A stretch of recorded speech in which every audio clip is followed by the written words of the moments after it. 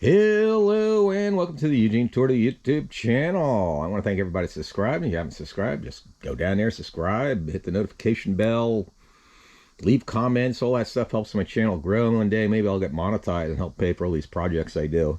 This is an update video on the Corvette. It's been up and on the road for a little while now, and got everything together, and everything went together pretty good, except of course I had little things go bad, like of course the vacuum valve for the brake booster decided to break. I got another one. I don't know if you can see it there real good or not. That one is from Rebestos. I actually like this one better. This one has two ports, which I don't need. And that just seems to fit better. I'm probably closer to the original design. I don't know what the original design was like. And one thing, there's a couple of things I'm going to do another video on about the tune port setup and the throttle body I'm using. A couple of things people should know. So check back or subscribe and hit the notification bell, and I'll post those videos in the near future, I guess. But when I put the engine back together, I decided to pop for a new set of spark plug wires. I don't know if you can see them real good here. These are Taylor spark plug wires. I got the separators too. I should have ordered 2 more packs of those, because those, and maybe I will next time I order something from Summit. But these are really nice wires. They're the Thunderbolt 8.2 wires, and they got, well, they claim they got dyno tested horsepower gains, smoother idle, no radio interference, compatible with all ignition systems and onboard computers. That's the important part. And the other important part is, let me see if I can flip this box over, is 40 ohms per foot. And they're really nice wires that they come with everything but a crimper. I already have an MSD wire crimper or whatever, and they come with 2 sets of boots, the standard boots for your distributor, or the HE, or they are HEI style. And I'll tell you, these wires are really nice. I don't know if you can see them here. So far I'm happy with them. And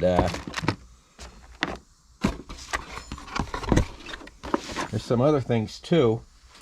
Oh, I picked up a new work light. This is a Corvette kind, 110 volt. I have a halogen one now, and I like the halogen one on like a cold morning like now, or during the winter, because it makes that heat and it warms you up. However, in the summer that will fry your butt. So I got this LED one.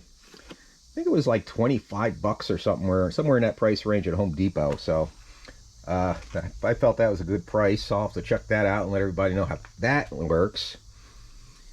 And I'm gonna go shop for new tires.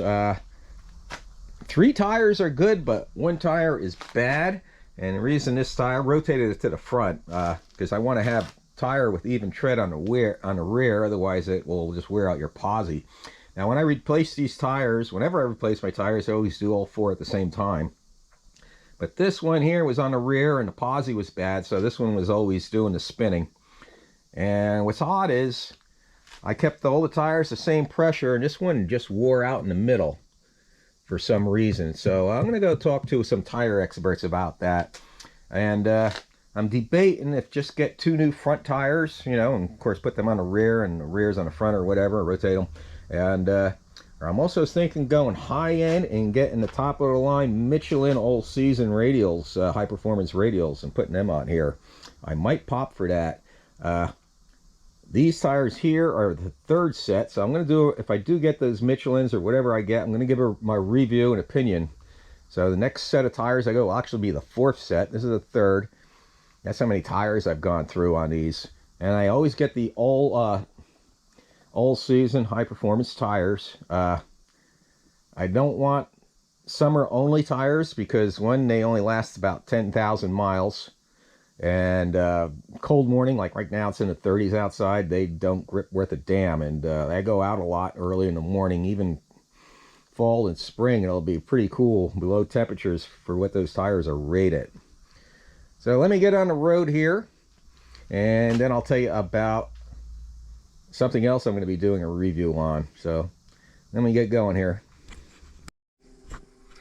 Oh, and before I get going, one thing I forgot about, I still got to finish interior items on this. I still want to refinish the radio bezel and the center console here. This is after an aftermarket one. I got the original one in the basement. I'm going to refinish that and use it. That fits better than the aftermarket one.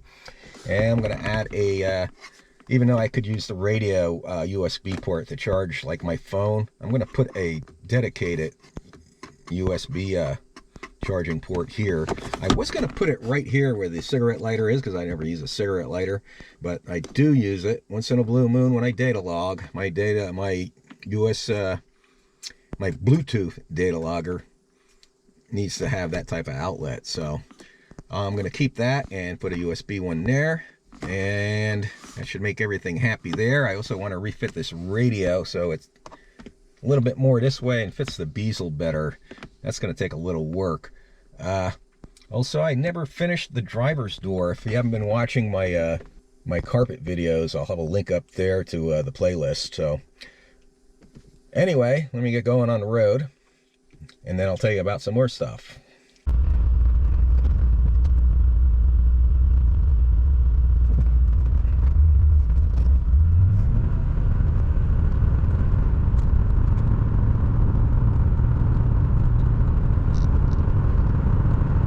Okay, I don't know if you can hear this inside the vehicle, but hopefully this camera's not shaking too much. But hopefully this comes out good. But anyway, I'm on my tire center that I use. I'll leave a link down in the description box.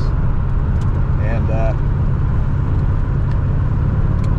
one other thing I'll be doing is a review of a DA polisher and a glass polishing kit from Summit.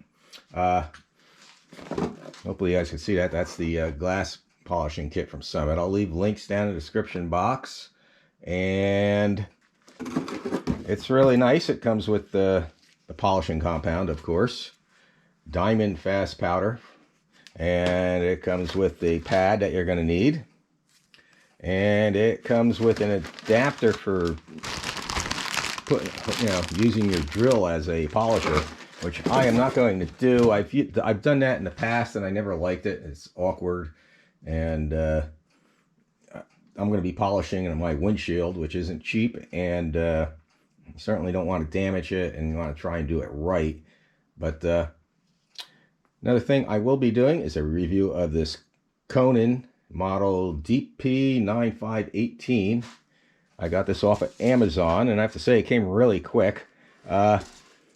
And it comes with a bunch of pads, which is the main reason I bought one like this. I could buy like a real high-end one, but I'm not a professional detailer, and I'm not interested in becoming a professional detailer. So this will serve my purposes as far as I can tell. And what I really like about these are they come with all these additional pads. And if you were to go out and buy all these pads separately, it gets really expensive. It does come with two different types of handles. It comes with this type of handle. It comes with that type of handle like you have on an angle grinder. And it comes with a smaller pad, which is good because I'm going to need to use that.